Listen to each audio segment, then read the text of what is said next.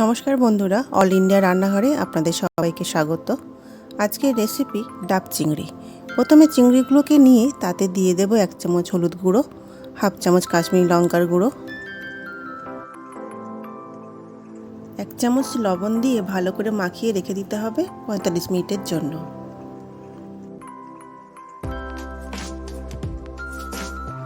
এরপর একটা মিক্সিং জারে নিয়ে নেব 2 চামচ পোস্ত, 1 চামচ সাদা সর্ষে, 1 চামচ কালো সর্ষে,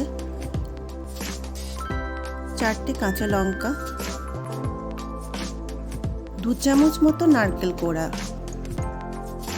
এবারে একটা ডাব নিয়ে তার মধ্যে জলটা ছাঁকনির সাহায্যে ছেঁকে একটা পাত্রে ঢেলে নেব।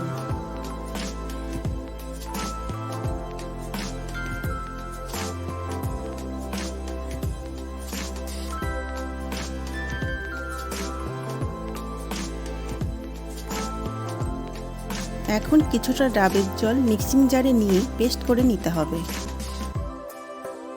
এরপর কড়াইতে সর্ষের তেল দিয়ে ম্যারিনেট করা চিংড়িগুলো 1 মিনিটের জন্য ভেজে নেব।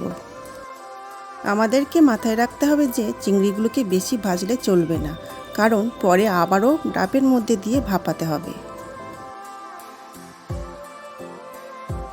এবারে একই তেলে দিয়ে দেব কালো জিরা, 2টো পেঁয়াজ সিদ্ধ করে বাটা,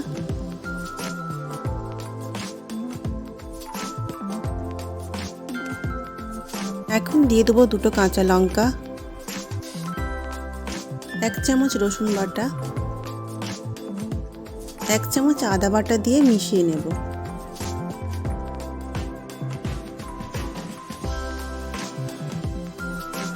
এবারে ডাবের জল দিয়ে যে পেস্টটা বানিয়েছিলাম সেই পেস্টটা দিতে হবে। এরপর দিয়ে দেব নারকেলের দুধ।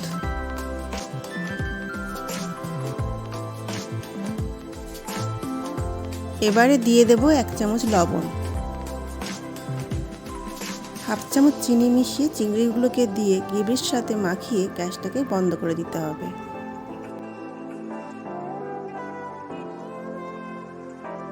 এবারে গ্রেভি সমেত চিংড়িগুলোকে আমাদের ডাবের মধ্যে দিয়ে দিতে হবে। চিংড়িগুলো ডাবের মধ্যে দেওয়া হয়ে গেলে ডাবের মুখটা লাগিয়ে আটা দিয়ে ভালো করে চেপে দিতে হবে।